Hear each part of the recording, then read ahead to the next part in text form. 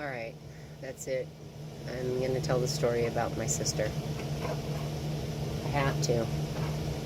What she's getting away with is really horrible. And I've waited a really long time. I'm not going to lie. It took me to drink a little bit of wine to do it. And I don't drink, really.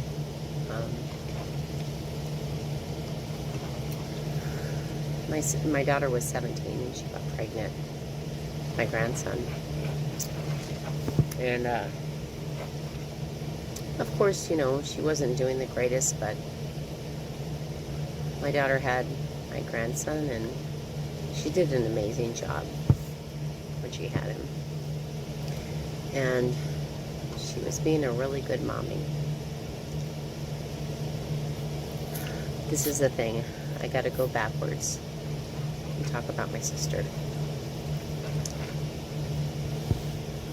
When I was a baby, my sister, Janice,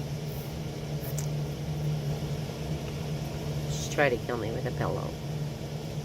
Now, this story was told for years, and, you know, she hated it. I didn't want to hear about it. I loved my sister. She was good to me. She took care of me. It seemed like she was always taking care of me, always making sure I dressed better later on in the years. And I'd come to learn that it wasn't about me. It's about my sister. She just didn't want me to look bad. Anyway, I'm not going to get too much into that because there's just so much to the story. But I want to fast forward to it. Basically, I'm the youngest. My sister felt cheated because I was the wild child. She was the child that had the best grades, had her whole life planned out. She was going to get married. She was going to have children. She had her wedding dress probably picked out in junior high. I wanted to be a mom, but I wasn't that child. You know, I wasn't the one that was like my sister. But I always believed my sister loved me until I got older. And what would end up happening is my sister would end up getting pregnant and having an abortion she didn't want to have, and then having many miscarriages afterwards. So when I met my husband at the age of 18, and now we've been together for 31 years, she decided that she was going to just continue to ask every single girl she could. Every single girl that didn't want her baby, every single girl that was too young, every single girl that was her goddaughter of one of her best friends, if they would have a baby for her, or if she could have their baby. Now, I just thought it was kind of admirable that my sister did that. And I was very naive. I was very trusting, very forgiving. Yes, I was the wild daughter, the youngest of 4, but I was also the forgiving one. I also didn't have an inner hate for my sisters the way they ended up having for me. But this sister in particular, that felt she was the best one, felt she should be the one that had her father that had money and just hated being in our family, was extremely jealous. So every time I had a child, she said, well, I'm the second mom. And I thought it was no big deal. I thought, oh yeah, you're the second mom. I love my sister. So that would go on for many years. And she would be the second mom to my daughters, as I would allow her. And my husband, he did not like it. He kept saying, I don't like it. And I just didn't see anything wrong with what was going on. But she would start to become more than just an aunt, but she would be a total influence on my daughter's lives. Not my son, but my daughter's. And so, as the years went on, I didn't know, unbeknownst to me, that my sister was so, not a little bit jealous, but vilely jealous of me from the day I was born. And so, the next thing you know, my sister, when we moved to Oregon to be closer to my mom, I had let her know, just do what you're told, like, we're living with mom right now. I had found out I had cancer, so I was staying with my mom. My sister had let go of her shop, and she decided she was on permanent retirement. Let's see, she was probably in her early 40s by then. But she wasn't just on permanent retirement. She was going to invade. And not just invade my mother, but invade the rest of the family. And she was going to get what she wanted. She was going to make sure that she had my mom and live with her and become completely controlling of her, to where my mom felt like she had to do this for my sister because of guilt, because she never married my sister's father. So I would go on to have my grandchildren, and with each grandchild, unbeknownst to me, my sister would become increasingly more and more jealous.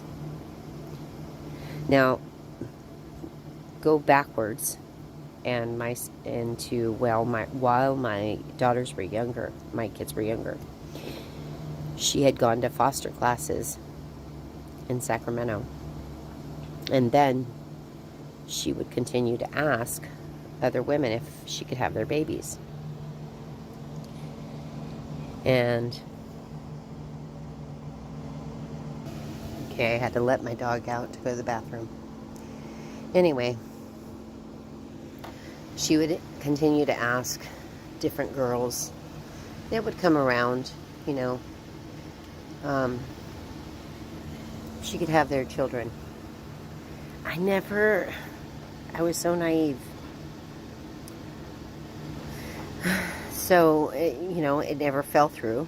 She asked her goddaughters, her best friends' daughters. She asked so many girls.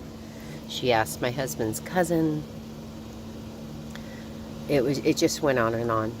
Next thing you know, when we moved to Oregon and my youngest daughter got pregnant, she was so excited. And my daughter was 17. Now, of course, for her dad and I, we did not believe in abortion, and we didn't want her to give up her baby unless that's what she wanted to do. But the excitement that my sister had, that's just not normal when your child is going to have a baby. Your child is going to have a child. But we said, all right, well, we need to do what we're going to do. We need to go forward and make the best of it. So my daughter had her son.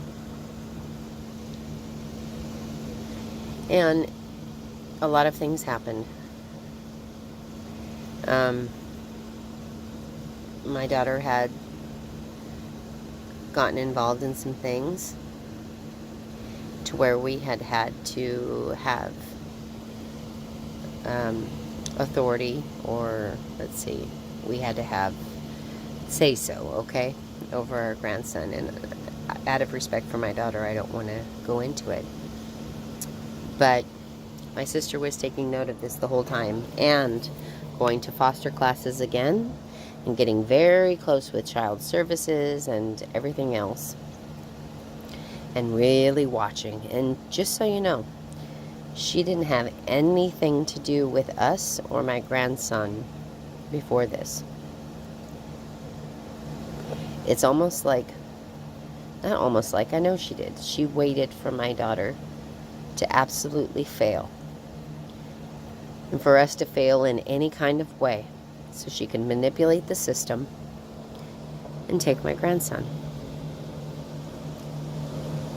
So anything she could pick out about, I don't know, now it's been, what, 8 years, 9 years ago, we almost got a divorce. We went to court. My sister had kept every single file. To this day, she still has every single file in her closet of that. So she could have something against us. I thought she was helping me the whole time. I thought, wow, what a good sister. She literally had a plan. She had a plan. It's just so sick.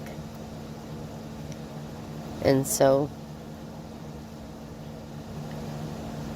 time went on, and like I said, my daughter had her son, and she wasn't doing very good. And we had gone down to DHS to ask them a question. And next thing you know, my sister was involved. And from then on, my sister would do everything and anything she could to make sure she took my grandson to where not only did we not have him, but we didn't even see him.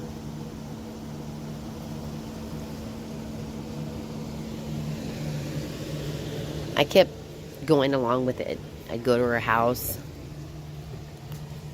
I'd go to her and my mom's house, and go along with everything. And I literally, she would keep brainwashing me almost to think this was what was best, to where I was like, yeah, this is what's best for my grandson. But even after years of my husband and I being okay together and doing well, my sister would then not even allow us to see him alone. And so this past June, the adoption was final. She had already told us, oh, it's okay when the adoption's final. Or, no, even before that, I'm going to let you have him. I'm going to let you, he's going to be able to be with you. And I actually want Abby with him. I want her to be his mom. And the whole time, because of my mother's guilt, she'd end up helping my sister. Helping my sister to obtain him in such a way that to this day, right now, my sister has my grandson and she's hoarding him. And I don't mean she's just hoarding him, but she's hoarding around him, physically hoarding him. She has clothes around him from the store that she kept in Glendora. I think they're from Glendora. I don't know, maybe they're new things she has hoarded. But the whole house is full of hoarding. Excuse me. I have to plug in the phone. But she ended up hoarding around my grandson, to where when I went to go help my mother, because she almost died, because she was septic,